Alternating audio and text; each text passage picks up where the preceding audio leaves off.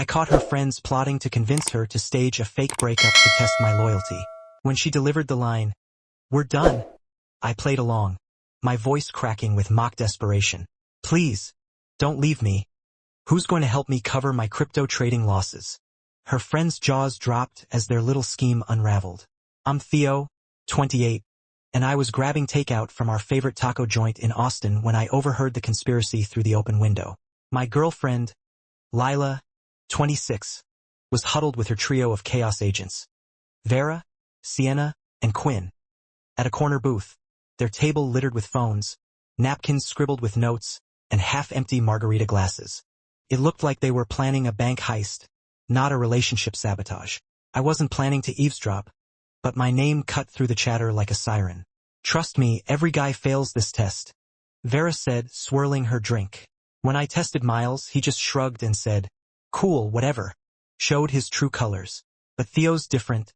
"Lila, you've been together, what, 2 years? That's exactly why you need to test him before you sink more time into this." I ducked behind a potted cactus by the entrance, pretending to scroll my phone while my order was prepped. Vera leaned in, voice low but clear. "Here's the script. You tell him you need space, that you're not feeling it anymore. If he fights for you, begs, shows some real emotion, he's a keeper. If he just accepts it, he never loved you." My stomach twisted. They were scripting a fake breakup, complete with a recording to analyze my reaction. Quinn, the least enthusiastic, hesitated. "This feels kinda messed up, guys." Vera shot her down.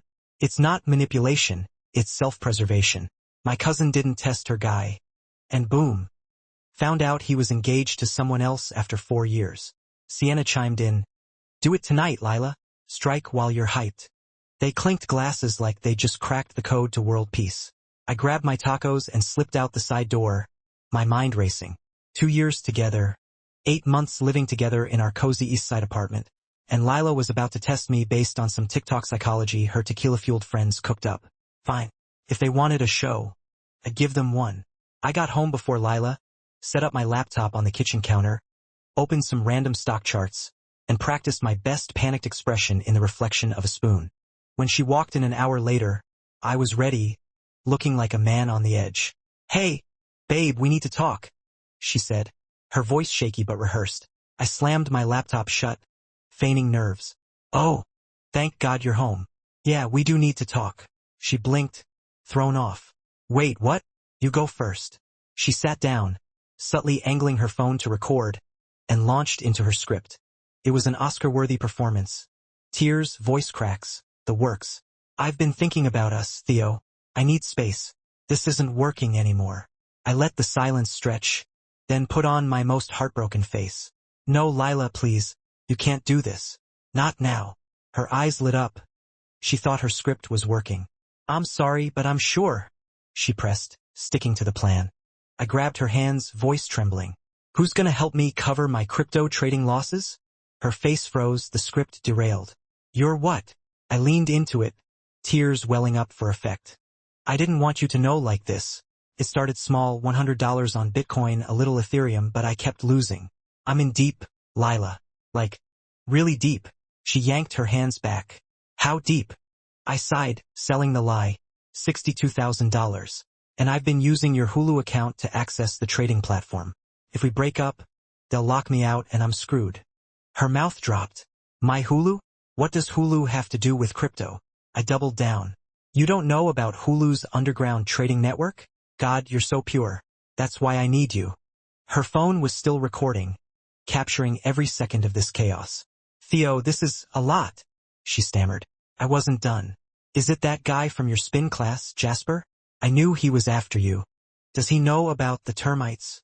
Her head snapped up. "Termites?" I nodded gravely. "Found them in our closet last month. Been treating it secretly with this sketchy pest guy I found on Craigslist. If we split, you'll have to deal with them alone." She stood, eyeing the furniture like it might crawl. "And, I might have told my dad we're getting married. He's already booked a venue in Tahoe. Non-refundable. He'll lose it if we break up." Her hand shook, the phone wobbling. "Married." I kept going. "Oh, and that half marathon we signed up for? The one with the $600 entry fee. My buddy Nate already made custom shirts with our faces on them. And, that dent on your car last week? That was me. I was practicing donuts in the parking lot at 2 in the morning because I don't actually have a license. It expired last year. She gasped. You've been driving illegally? I shrugged. Just your car. Mine's been repoed. That's why it's been at the shop for 3 months. The front door flew open, and Vera, Sienna, and Quinn stormed in like they'd rehearsed for this moment. Vera, clearly the ringleader, shouted, Lila, we heard everything through the phone. Get your stuff. This guy's a lunatic with crypto debts. I turned to them, grinning. Oh look, the brain trust is here. Vera, isn't your boyfriend Miles always traveling for work when your sister's in town? Weird pattern.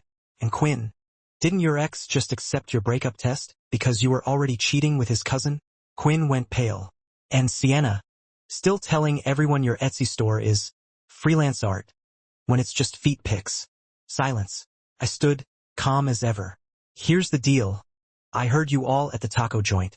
The script, the recording, the whole pathetic test. No crypto debts, no termites, no expired license, and definitely no Tahoe wedding. But the marathon, that's real, thought it'd be fun. Lila, you and your squad thought you could play me. I just showed you how stupid these games are. Vera sputtered. This is gaslighting. I laughed. No.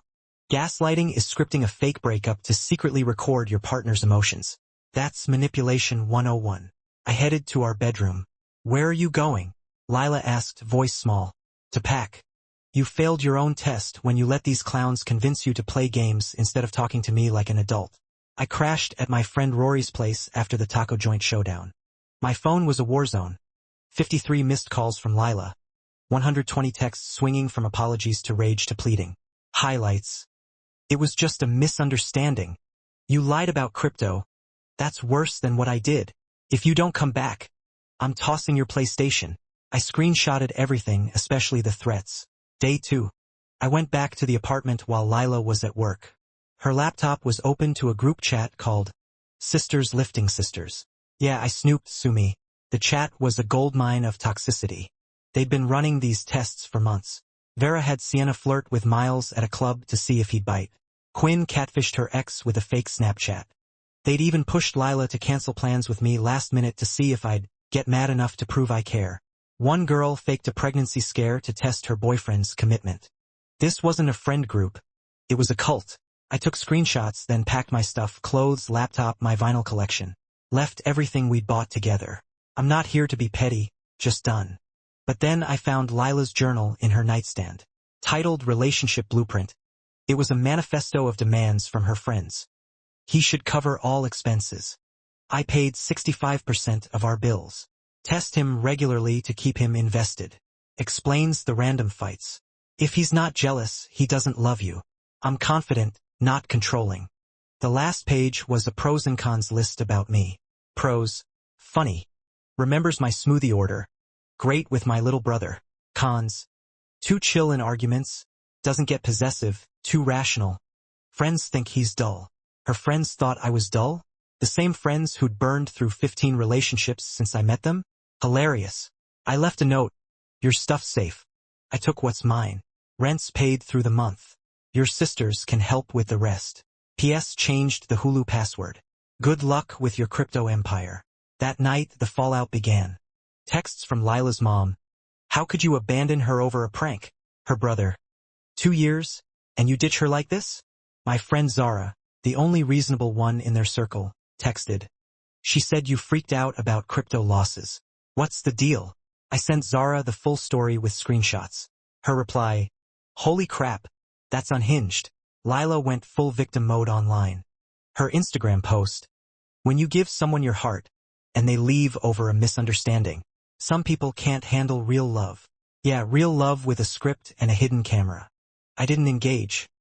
Let her dig her own grave. The smear campaign kicked into high gear. Lila's narrative, per mutual friends.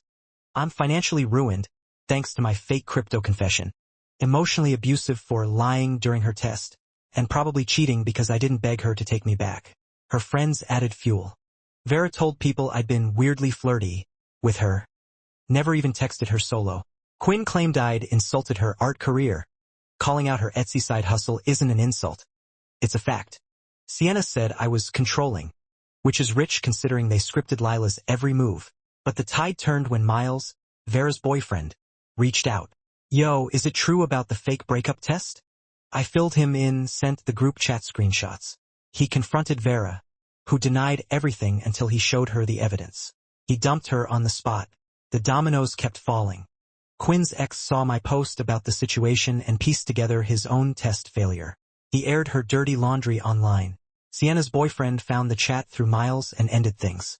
By the end of the week, 3 of the 4 sisters were single. Lila was spiraling. She called from burner numbers after I blocked her. Voicemail 1. My friends are blaming me for their breakups. This is on you.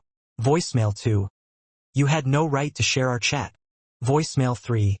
I'm getting evicted because I can't afford rent alone. Just talk to me. That last one stung. But I remembered she chose manipulation over trust. Then she showed up at my job, crying in the lobby of the tech startup where I work as a data analyst. Theo, 5 minutes, please. I shook my head. You'll lose the apartment. Should have thought of that before testing if I'd beg. Security escorted her out when she wouldn't leave. She tried to make a scene, but nobody bought it. Word was spreading. Her next move. A Facebook post claiming I stole from her. Missing after my ex moved out. My grandma's necklace. $400 cash. My ADHD meds. First edition comics. Lies. I never saw a necklace. No cash was missing. And I don't touch her meds. The comics? I bought them myself. I posted receipts. Amazon orders for the comics. Texts where she admitted no necklace existed. Bank statements showing no cash withdrawals. The comments section turned on her. This is embarrassing. Receipts don't lie, girl. She deleted the post in hours, but screenshots live forever. Lila's meltdown was a spectacle. After the theft accusations flopped, she wrote a blog post. How to spot a toxic partner. My truth. It was a 2,000-word rant calling me a narcissist who gaslit her, turned her friends against her, and abandoned her for not begging her back. She posted it in local Austin Facebook groups, expecting sympathy. Big mistake. People asked for details, and when she couldn't provide any, someone linked my side of the story with the screenshots. The comments were brutal. You tested him and got mad when he didn't play along? Sounds like you're the toxic one. She deleted the post, but the damage was done. The Sisters Lifting Sisters group imploded. Vera moved back to her mom's in Dallas after Miles dumped her. Quinn's reputation tanked when her exes exposed her schemes.